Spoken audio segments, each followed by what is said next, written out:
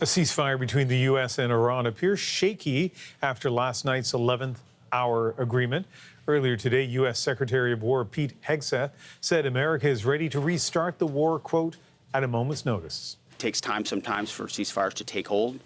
We're watching it. We're prepared. State-controlled media in Iran was filled with images of people celebrating long into the night following news of the ceasefire, but there is cautious optimism in other parts of the Middle East. Both Kuwait and Qatar have reported Iranian attacks since the truce was announced.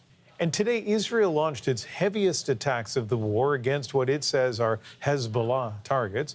Lebanon's Civil Defense Service says those strikes killed 254 people. That would be the highest single-day death toll in the Israel-Hezbollah war. Another 1,100 people were wounded in these strikes.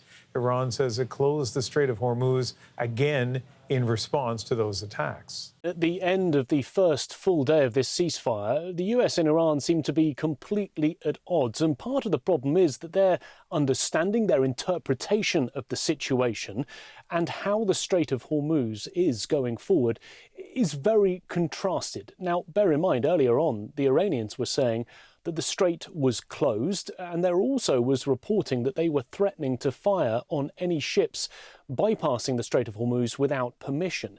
If you listen to the White House, though, the interpretation of this situation, what is currently ongoing, is the polar opposite. The White House Press Secretary Caroline Leavitt was asked about this earlier.